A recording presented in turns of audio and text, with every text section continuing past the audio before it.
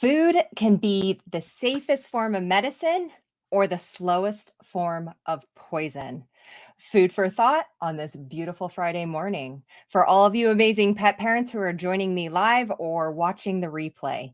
Now, the pet food industry is kind of a controversial topic, and we're going to be talking about toxic pet food ingredients that you need to be aware of for your pets to keep them safe. And unfortunately, a lot of pet parents aren't aware, and also a lot of veterinarians. This was an area that I did not realize when I went through vet school, through the first part of my career as a more traditional veterinarian. And then when I started looking into what do these ingredients mean, and also, too, what are some of the studies and the definitions of these foods? My eyes were opened. So, that's what we're going to be talking about today is what I want you to be aware of when you're looking at pet food labels, becoming more aware around the pet food industry, how pet food is made. We're going to do a surface level dive today and then look at going deeper in future conversations and topics because this is a very controversial topic. People have heated debates about this all the time, but it's the most important thing because this is what's going into your pet's mouths that's going to impact their gut health, their microbiome, whether or not it's going to increase inflammation, decrease inflammation, create chronic illness, diseases like cancer, autoimmune disease, obesity, insulin resistance, heart disease, kidney disease. It's all connected to the food that we feed.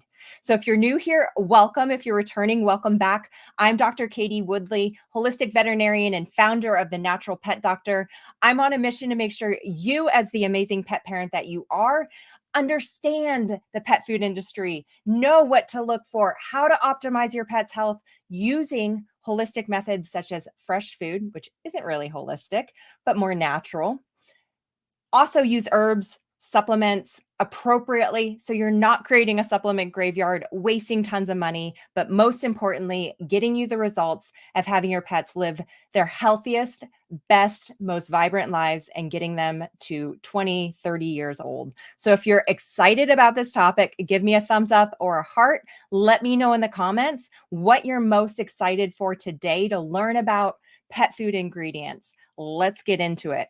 I'm going to be sharing a lot of information here. Don't worry if you're watching this live. It is all recorded. So don't worry, you can go back and re-listen to this. We also have a lot of great resources at our site, thenaturalpetdoctor.com. We also have some free resources on what foods to feed. So don't worry, we got you covered. And I'm going to be sharing more resources. The first one that we're going to be talking about is the Truth About Pet Food website by Susan Thixton. If you are not familiar with this amazing woman who is advocating for the best things possible for your pets, make sure you check out her website. She is an amazing, strong woman who is going up against the huge pet food industry. This is really, really important. So we need to support her. She has an amazing list of pet foods that she updates every single year for their transparency, making sure that they're doing it right, that they're using the right proper ingredients.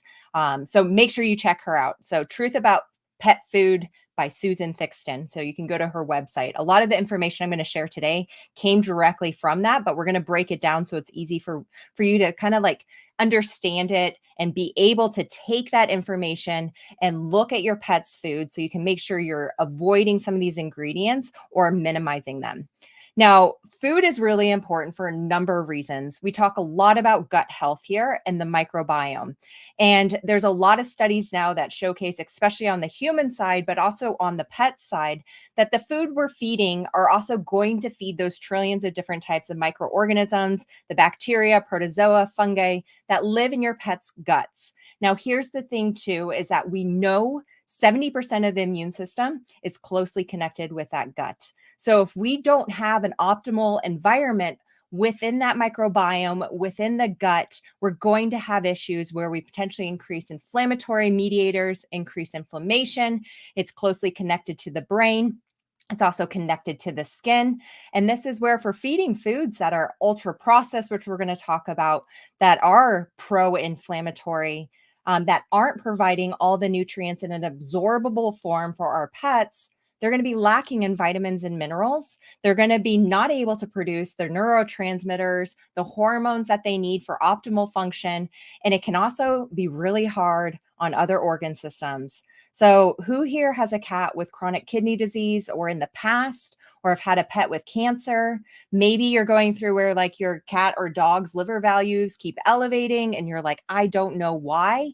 It could be due to the food you're feeding and those pet food ingredients. So, this is why this is so important because it's going to literally impact everything.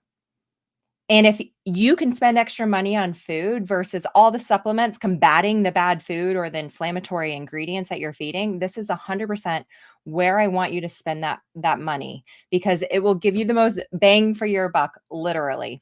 So let's go through some of these ingredients and define definitions. This is really important and it's kind of crazy. I want to start off with something with so, when we look at pet food, who is regulating this, right? Highly unregulated. It's definitely not as regulated as the human like food industry.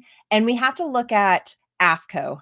AFCO is the Association of American Feed Control Officials, and they are working kind of with the FDA to create these regulations and the definitions.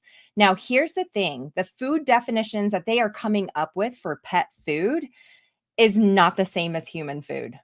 What? Right? Kind of weird. And here's the other side that's super shady is that consumers, so yourself, if you wanted to see the definitions that they are using to formulate the pet food diets that you are buying from either your veterinarian or from the supermarket or from the pet food store, consumers are forced to pay $110 to even access those pet food ingredient definitions. Wait a second, super sketch, right?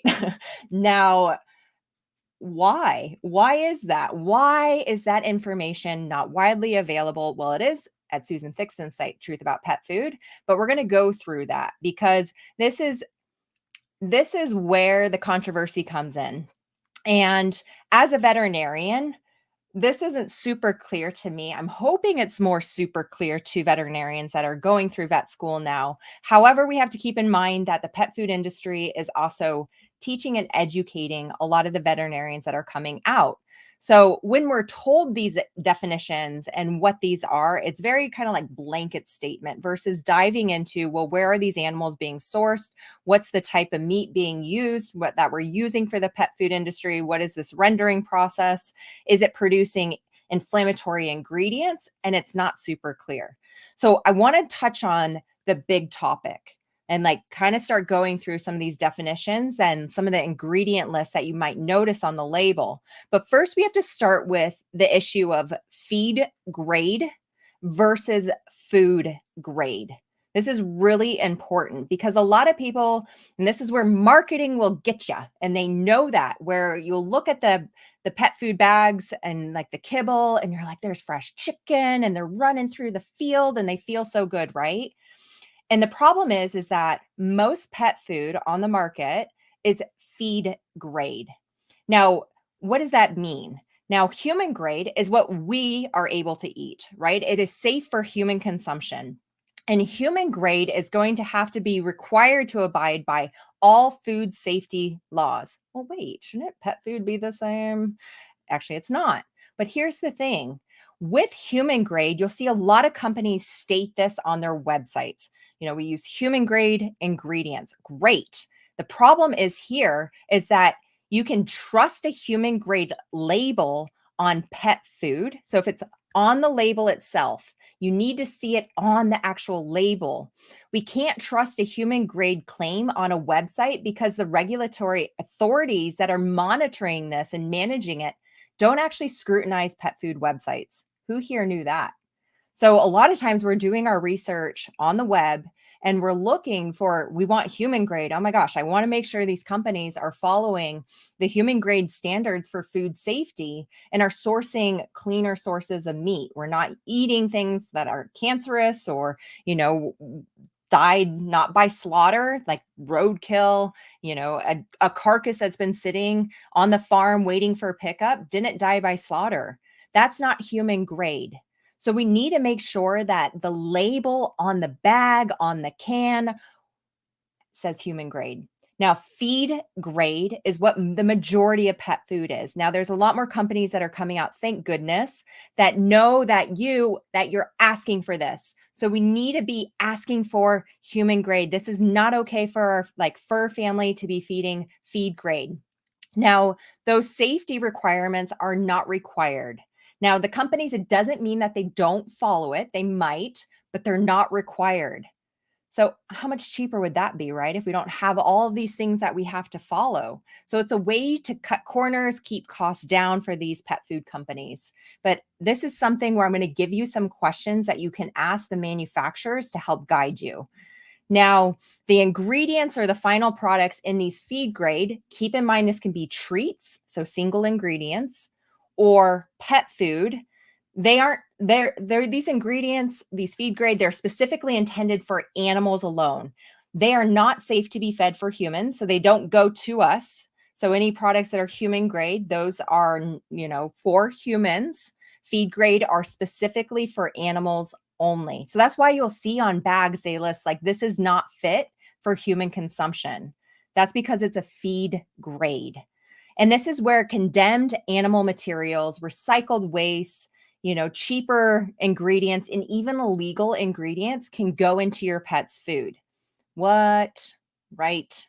But here's the thing, what you can do is if you're not seeing human grade on the label, you can actually call or email your pet food manufacturer and you can ask for in writing. This is key. In writing, if those ingredients are feed grade or food grade. Step number one, huge difference there in the quality of the product that's being used for your pet food.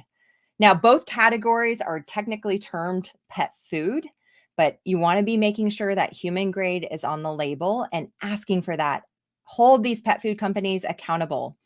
Now, the second ingredient that you may be noticing or heard about or are worried about are what we call animal byproduct meal. So this is rendered. So rendered means it's cooked prior to the manufacturing of the pet food. So these are rendered ingredients. And these are, it's when you look up rendering, this was like, what is this? And there's a purpose for rendering. It's where a lot of waste materials go to. So food matter waste, restaurant waste, cooking oil waste, they can make products from this that are going to be like rubber or, glue is an example. So great, but should they be used in pet food? Because this is the problem. So animal byproduct meal. So when it's a rendered product, it allows slaughtered. So they were hopefully healthy, doesn't guarantee they were healthy, but they were at least not dead at the time that they were used. So they hadn't been like sitting out in the paddock and the pasture for days and days or out in the sun. They had to go through that slaughterhouse and fresh kill, right? I know this can be awful to hear, but it's really important to be aware of these industries so we know where food is coming from and the process.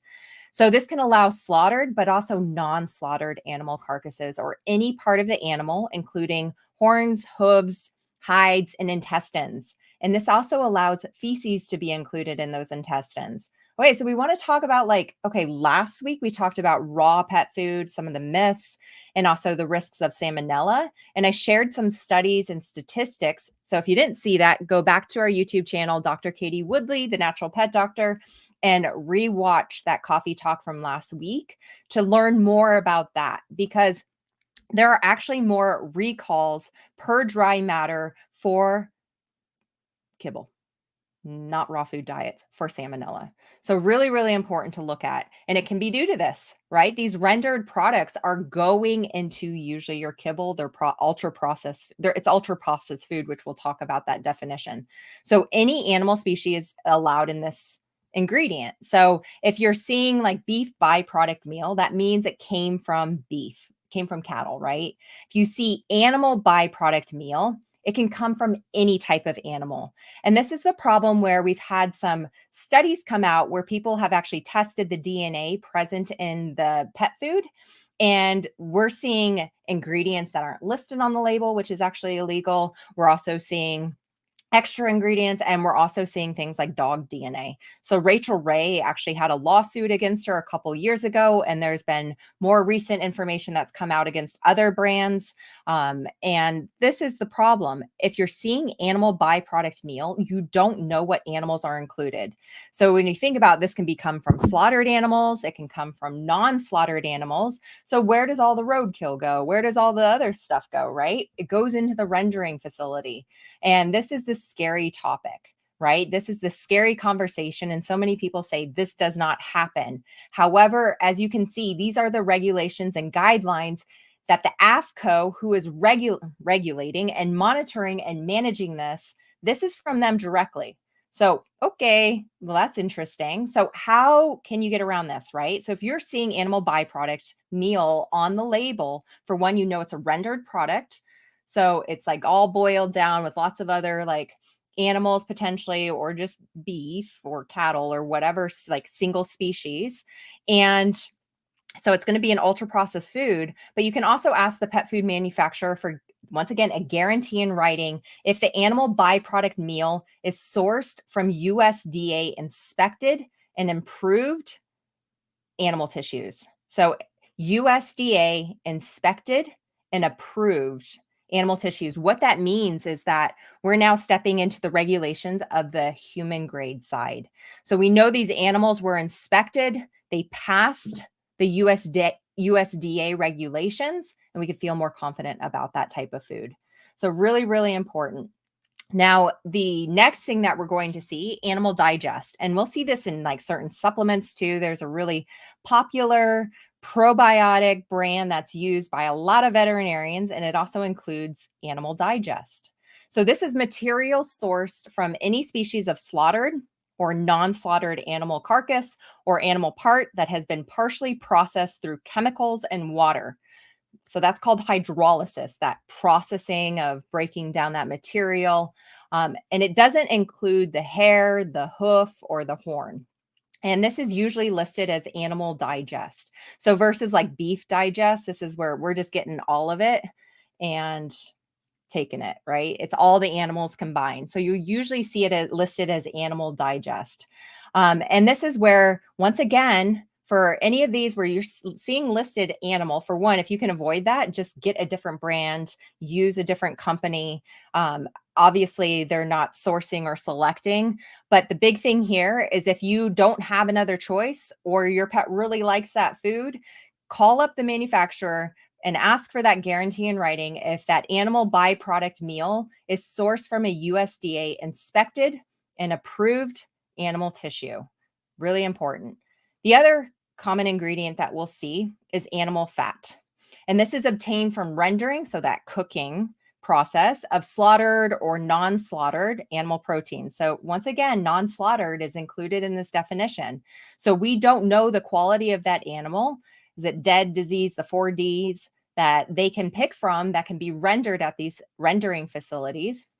And what they do with that is then the fat is actually separated from that meat and protein meal. So if you see things like meat meal, so that's part of the rendering process. Anytime you see meal, it's rendered, it's ultra processed. So it's being cooked down in this big vat where the animals are just being thrown in, and then they scoop off the fat from the top. Sounds delicious, right? And then they a lot of times will spray this onto the kibble because kibble doesn't taste like anything. And pets usually, most pets will not eat kibble. Pet food companies know this. Once it comes off the manufacturing line, it doesn't taste like anything. It tastes like cardboard, essentially. I've never tasted it. I will never taste pet food after, unless it's a human grade like fresh food diet, then I'm super happy to taste it. But for any of these ultra processed foods, I will never touch it with my mouth. Like there's no way. And so this is where if you see animal fat listed, once again, we don't know what animal species it's from, but you can always call up the manufacturer or the supplement company. If you're seeing, especially like your Animal Digest, you can always call up that company or send them an email and ask them for the guarantee in writing if that animal byproduct meal, because remember that fat is coming from that animal byproduct meal, it's being rendered, the fat is going to the top, we're scooping that off and using it, and ask them if it's sourced from that USDA and approved animal tissues. Really, really important. Now, here's the thing. I posted back on social media, I believe it was last week or the week before. I've shared this before because it's really important. Fish meal. So if you have a kitty cat, who here has a kitty cat that loves their fish? Usually in the canned food or a lot of cat diets, they're using fish flavorings or fish meal. Cats love this. It's very addicting. There's also palatants and flavorings that are added to this too that uh, can make it like kitty crack essentially. That can be the hard thing of transitioning, especially cats, away from ultra processed diets. But fish meal is a huge issue. For one, fish meal, we don't know if it's just stating fish meal. It's not defined to any specific type of fish. Any fish is allowed. Usually these are what we call trash fish. So this is where it's not like if you see a picture of a fish like on the like bag of kibble, it's not the salmon. They didn't like go and fish it out of the Alaskan waters wild. Like these are the fish that didn't make it into the human side. So imagine what these animals look like to not make it in. And also two, they they are processed, so they're dried prior to manufacturing of the pet food. So this is where when we think about, okay, if we already are processing it, so that fish meal, it's like a rendered product, it's being processed, it's being dried, how are they drying it? So we have to think about the steps of how that food got there is a big, a big why question that you want to be asking. Okay, so they're drying it. They're usually using chemicals or something to help speed up that process. The key here is to make sure things are fast and cheap and efficient, right? Because these companies don't want to put a lot of money in. They want to bring a lot of money in once they sell that product. So they want to keep the cost of production as cheap as possible. So they're making as much money as possible, right? Like, I mean, that's a business model. So, however, the problem is there's no restrictions or requirements on how that product is dried. So, one of the most common chemicals that's actually used for drying fish. So to make that fish meal. So once again, these are things that you're going to see on the ingredient list. So if you're seeing fish meal, ethoxyquin is the chemical, the preservative that's commonly used to dry that fish. Now, what's the problem with ethoxyquin? Now, this is actually a risky chemical because it's been linked to a lot of health concerns. And the problem is that it's actually quite rare to see this on the label. You'll sometimes see it, especially if the food is, if you're seeing it, it's probably really poor quality food, to be honest. But it was registered as a pesticide back in 1965. It was actually used as a deterrent of scald and pears through the post-harvest indoor application. So the thing is, though, is what they found through the research of this is that the primary target organ, so if you were to eat like the pear after it had been sprayed with ethoxyquin, it actually targeted in these experimental animals. So in the animal studies, it targeted the liver and the kidneys. Okay, how many dogs do I hear from every or pet parents every day that say their dog's liver values are high? And they're like, I don't know why. We're like doing all the right things. Cats, chronic kidney disease. If we're using foods that are high in fish meal, that ethoxyquin is like the silent hidden ingredient that could be actually accelerating. And I can't say cause, but there's a link and it could be creating more inflammation and directly impacting those kidneys. So we have to start questioning, okay, well, why do we see so much chronic kidney disease? Why are we seeing so much liver value elevations? Because there's hidden chemicals that are present in these foods. So as you become aware of these and more educated and empowered, you can ask for better from these pet food companies. We can put our foot down and say, no, we can do better than this. Our pets deserve better. I know, Nosley, right? Pesticide and pet food, how thoughtful. We're not even going to talk about the glyphosate and kibble today, but there's a lot of chemicals, especially in the ultra processed food, that we need to be aware of. Now, the other thing is with ethoxyquin, is that the FDA does not require manufacturers to disclose on pet food labels preservatives, so like ethoxyquin, that are added by the ingredient supplier. So when we think about some of these other preservatives that could be present that are these chemicals that we shouldn't be ingesting. There's quite a few of them that are out there, but you're not going to know. This is another key thing. If we can move away from some of these ultra processed diets, if you have a puppy, a kitten, you're getting a brand new animal, start them from day one on some of these fresh food diet options. Get comfortable with it. If you can afford it, I know not everyone can afford those types of things, and that's okay. But make sure you're using better quality companies that are transparent. And once again, you can ask the manufacturer in writing if ethoxyquin is added to any ingredient by the ingredient supplier. They will know this. They're not going to tell you outright unless you ask for it. And if they won't answer your question, do not use them. Do not trust them. We've had way too many pet food recalls, way too many pet deaths from vitamin D toxicity, from pentobarbital issues. That's what we use to euthanize animals. And that's one of the biggest recalls in pet food. We do not want these ingredients going into our pets. Very, very important. Now, one of the other ingredients that I wanted to touch on briefly is very common, especially in wet foods, so canned food diets.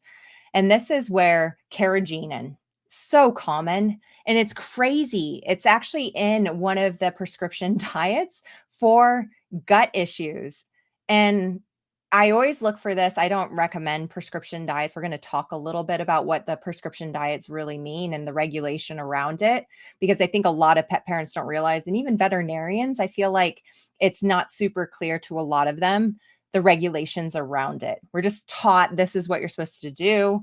This is like the nutrition pet food Bible that veterinary nutritionists learn by as they go into this board certified specialty. And it just becomes a thing where you just use it. And it seems like pets do okay, which they can, but there's a lot of things around that we need to discuss. Now, going back to carrageenan, it's a seaweed extract. Okay, this sounds benign, right? So it's used to thicken, emulsify foods. What that means is it helps liquids stay mixed together. So that's why it's used in your wet food diet, so canned food diet. So if you're feeding canned food to your dog, but especially cats, you always want to be looking for this in the ingredient list. Usually it will be further down the list because you don't need a lot of it. And those ingredient lists are going to be based on the amount of that ingredient that's present in that food. So you're typically going to see your meats, hopefully, at the beginning, or you might see corn or the wheat products or legumes, depending on the concentration that's present. And then you'll see your synthetic vitamins and minerals and things like your colorings, natural flavorings, all that stuff will be further down. So you just have to make sure you look specifically for this. So carrageenan. Now, is it safe? Okay, so we did some research here, right? Because this is all about the more studies we have, we can share this with other pet parents who may have questions or disagree with our opinion. But if we can bring this to veterinarians, if we can bring these to other people and have a conversation about what these truly are, what the definitions are, what those AFCO regulations are, we can have a more open conversation to help stimulate the change that's so necessary in the pet food industry. So there was actually a review of harmful gastrointestinal effects of carrageenan in animal experience done by Dr. Tabakman from the College of Medicine and University of Iowa. And it didn't get a very good review, unfortunately, not surprising. So the review of this data demonstrated that exposure to undegraded as well to degraded carrageenan was associated with the occurrence of intestinal ulcerations and neoplasms. That means cancer.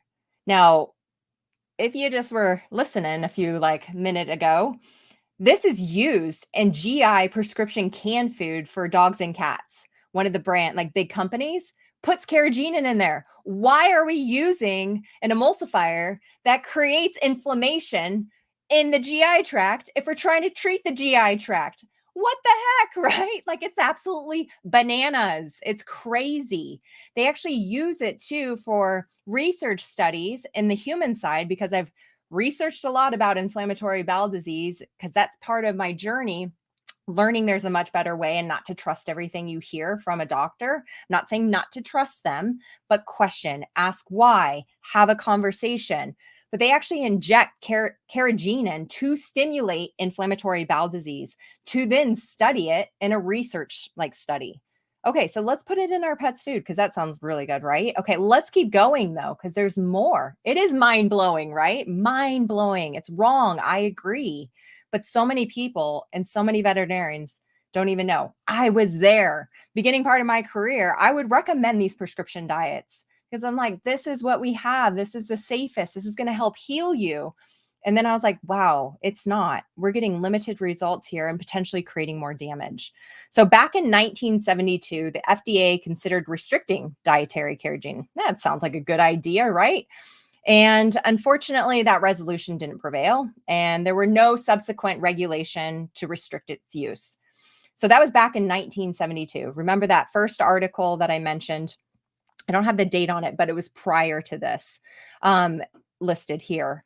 Now, in 1982, the International Agency for Research on Cancer identified sufficient evidence for the carcinogenicity of degraded carrageenan in animals to regard it as posing as a carcinogenic risk to humans. So we took an animal study, we used carrageenan to see if it could actually induce cancerous changes, and it did. Okay, so now it's a carcinogen. Great, that sounds good. It's a pesticide. That's originally what it was. Now it's a carcinogen. And then from the International Agency for Research on Cancer, carrageenan is rated 2B. So what that means is possibly carcinogenic to humans. Okay, so why are we using it in pet food? So much, keep in mind too, and this might be a question you get from someone if you're talking about this, sharing this information. Now, keep in mind, much of the research of carrageenan was based on human tissue. But so much of this research, as you can see, done in animal studies, it's from animal studies. And then it's extrapolated out to the human health safety side. So many of these studies, when you start looking at the details of that scientific study, will be done with animals. Wow, right? So we have the science, we have the research to showcase that these ingredients are not okay, but they're still being used quite commonly in our pet food, which is not okay. I'm not going to touch on palatants, so those are like the flavorings, but I want you to know it is very well researched and studied in the pet food industry because once again, that kibble, especially that comes off that assembly line after it's been cooked at really high heat temperatures, dogs and cats won't eat it. They won't touch it.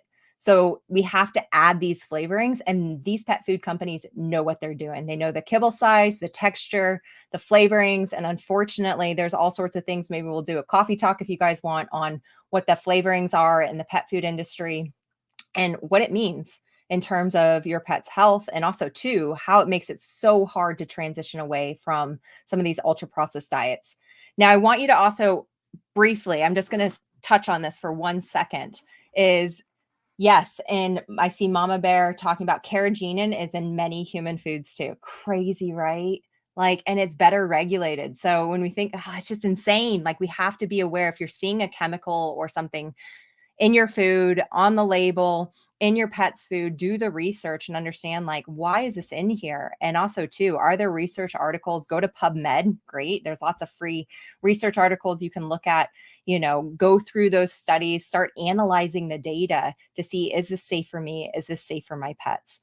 Now, supplements, if it's not human grade, unfortunately, many pet supplements are also feed grade. So this goes for vitamin mineral mixes. So if we think about pre-mixes that go in to balance the pet foods, we can always do another. There's so much here to unpack. We just don't have enough time today, but I want to plant these seeds because there are things that we need to start being more aware about and start thinking about. But supplements, a lot of times they can be feed grade.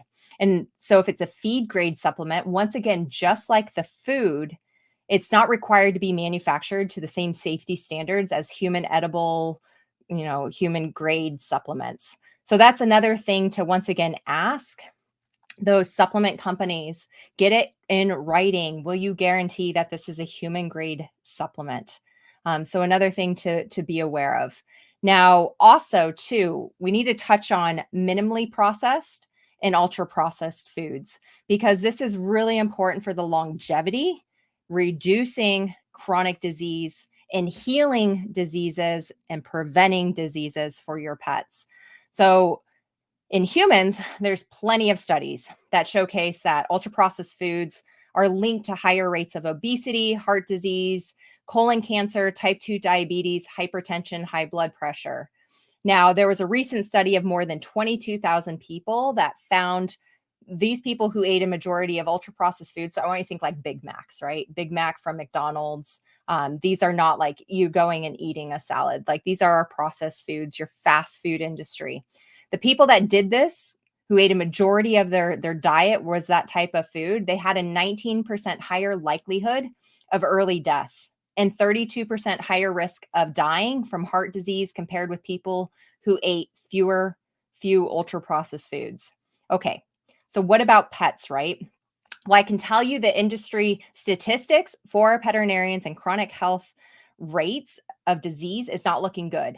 We have over 50% of pets will die from cancer. I've had three. 2 out of 3 are obese, they're overweight. 80% will have dental disease by age 2 years old. So, what does that mean? Interesting. Now, I can't say, you know, what correlation equals causation. That's like the thing that people always say. But I can say that based on a lot of the human side of things and thinking about, well, okay, is a Big Mac really good every single day? Right? You're probably not going to get healthy eating that. So, what about these ultra processed foods that our pets are eating? When we think about ultra processed, remember going back to those definitions, these are those rendered products. They're boiled down, they're turned into this like powdery mix. That's that meat meal. We're scooping off that boiled down fat from the rendering process. We're spraying that back on kibble. We're taking this high carb kibble, cooking it at really high heat temperatures at least 4 times, and we're expecting that to induce health in our pets. So, anyways, let's go back to the research, right? So, the Royal Society Open Science Journal in February 2022, dogs eating dry food had significantly higher glycol levels than dogs consuming other types of food. So glycation end products are like the things where you think about, okay, you're taking a steak and you're cooking at really high heat temperatures and it gets that like black crust. So you're going to have like glycation and advanced glycation end products from the Maillard reactions that occur from cooking at high heat temperatures. So, okay, we know, okay, they had eating this dry food, high glycate levels, than dogs consuming other types of food. Okay, that's not good. We know from studies that this can lead to diseases like inflammatory disease, cancer, heart disease. That's why your doctor does not recommend cooking your meats like that and eating that blackened crust because it's carcinogenic. But unfortunately, the way we're processing these ultra processed foods, we're actually creating a lot of these Maillard reactions that are producing these inflammatory ingredients. So when we think about minimally processed and ultra processed foods, minimally processed is going to be things like whole meats. This is where your like fresh food diets, your raw diets, your lightly cooked, even canned, dehydrated, freeze dried, even air dried and baked kibble are going to be much better. So those are less processed. So on the ingredient list, what you're going to see are things like chicken, lamb, even corn, peas, rice. They're not as processed. So when we think about ultra processed, so these ultra processed foods, they're created by these industrial techniques. They're rendered down, they're heated to high temperatures. We're going to see on these ingredient lists things like chicken meal. So, meal is a rendered product. Byproduct meals, meal once again indicates a rendered product. Meat and bone meal, corn gluten meal. Now we're processing that corn. Soybean meal. And then we start seeing things like caramel coloring, maybe the preservatives. Remember, they don't always have to list them. And then natural flavoring. And these are all produced usually by extrusion. So that extrusion is that high heat processing for the high carbohydrate kibbles going through really high heat temperatures. That's called extrusion. That's how kibble is produced. So kibble, when it's not air dried or baked, which is cooked at a lower heat temperature, these are going to technically fall into those ultra processed pet foods. These are the things we want to minimize if we can. Now, it can be really difficult to get cats, especially cats, off of kibble diets. We have a free guide, the simple guide to improving your pet's food. You can go to our link in our bio. You can also go to thenaturalpetdoctor.com and just go to our pet care, our pet shop. And there's a free guide there that you can download to help you and give you some tips for transitioning, and especially some extra tips for transitioning cats, because cats can be really picky because of all the wonderful flavorings and palatants that they add to the kibble to keep them addicted to it. But here's the thing. Yes, there's a lot here. It's not meant to create fear, worry, or overwhelm. Education and educating yourself is empowering yourself so that we can do better and we can start minimizing some of these ingredients to improve our pet's health. And it'll help if there's a chronic health issue. It'll provide also better nutrients because less processed foods are better absorbed. Synthetic vitamins and minerals are not as well absorbed as your fresh foods, as your fresh food diets. We know that. And so the goal here is to really think about what are some of the things that we can do. And I want to leave you with a couple tips. First, though, I need to touch on this. This is on my list, and I mentioned it. I wanted to touch about therapeutic diets. So these are your prescription diets. There's a lot of pets that are probably on prescription diets. Is your pet on a prescription diet? Let me know in the comments if you're following along. Any prescription diet people here. So kidney diets, cats with crystals, urinary issues, those are commonly recommended for prescription diets. Okay, I see you guys. I figured there'd be a couple. And the thing to keep in mind with this food is that this is the only style of pet food that's allowed to make a claim to cure or treat disease. So the FDA actually gives these diets special privileges. So you can actually make drug claims without meeting the legal requirements of a drug. So think about all the testing that should be done. I mean, we won't go into that whole thing today, but thinking about the requirements of them being able to make a claim for a drug, there's a lot that goes into that process. Now, here's the thing. Your prescription diets are usually a feed grade diet, not a human grade. There's only a few that are human grade. Medicus Diets is one of them. Check them out. They're a newer fresh food diet formulated by Dr. Chris Besant. It's amazing. Check it out. This is what we want to switch to: minimally processed fresh food diets if we can, especially if you're feeding a prescription diet. But my question is then too, so there's no feeding trial evidence that the diet's effective or safe. None of that's required to be submitted to the FDA prior to distributing that diet to vet clinics, pet food stores, things like that. And many aren't complete and balanced. There aren't the long-term studies to show, is this safe to feed my pet for the rest of its life? And most of the time, your veterinarian is telling you, you can't go off that prescription diet. This is the rest of their life. I've had puppies come to me being on prescription diets, limited ingredient diets, where essentially it's like cornmeal and chicken feathers, and they are growing. And they were told, you have to feed this diet. I'm like, this is insane. Like, we are creating so many nutritional deficiencies. So they don't have to meet the nutritional requirements for cats or dogs. Crazy, right? So if your vet's recommending these diets, what you can ask for instead, because I'm all about helping you get the results you're looking for without completely dismissing your vet. You still need them. You still need their support. You still need their care, but plant the seeds by having some of these conversations where you can ask, are there any options for human grade diets? Take a look at Medicus, Medicus, Medicus, or ask, is there a home prepared diet that addresses the requirements of my pet's illness? So those are the better questions to ask.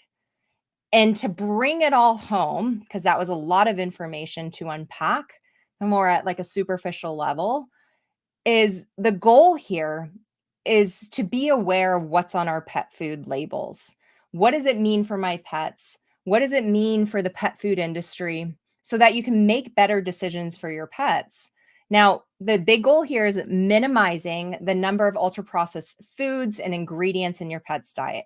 So I want you to check the ingredient list for ultra processed ingredients. If you need to, come back to the recording and drop your questions in the comment box. Doc, hey, Dr. Katie, this ingredient is listed. What does it mean? Super happy to share with you. So you can always take a look at those pet food labels, whatever type of food you're feeding, and ask those questions, because by asking those questions, other pet parents will learn from it too. And together we can be the change we wish to see in the pet food industry, right? That's the key. Together, we can make the change. It's really difficult by doing it one person at a time, but you can start planting those seeds and ask better questions. The other thing, too, with this is if you can't transition 100% away, or you're stuck with what types of foods are present or available to you, or budget, or whatever the reasons are, at least start adding some minimally processed whole food ingredients. So, like your superfood toppers to that food. This is where, hopefully you're eating some of those foods yourself, like using button mushrooms, like cooking those up. Dogs and cats can both benefit from them. Your dogs, a lot of times, will eat things like broccoli. Blueberries are really helpful. Cats aren't as fond of vegetable matter and they don't need as much. They need a little bit of fiber to help feed their microbiome. But this is where if you can get canned sardines, adding some sardines or fresh fish, so we're not using trash fish. Cats love that stuff. I use a lot of freeze-dried treats for my cats. Single ingredients like freeze-dried liver, freeze-dried kidneys, freeze-dried heart for my cats. They love it. And that is a nice whole food supplement that's minimally processed to provide additional nutrients and support to their body. So to keep in mind, it doesn't have to be a massive overhaul, but becoming more aware is the first step to making the change that's needed, to improving the longevity of your pets, and also creating that change that we need in the pet food world. It's highly unregulated, but there's a lot of people in the space, especially Susan Thixton with The Truth About Pet Food, and a lot of other holistic vets, pet nutritionists, a lot of people advocating for a change in the pet food industry. And you can also be a part of that movement. So I want to ask you all to, spread the information, share it, share this recording with other people. And if you have questions about different ingredients, drop them in the comments when the replay is posted. So that way I can help you stay educated and feel empowered that you are on the right path to helping your pets.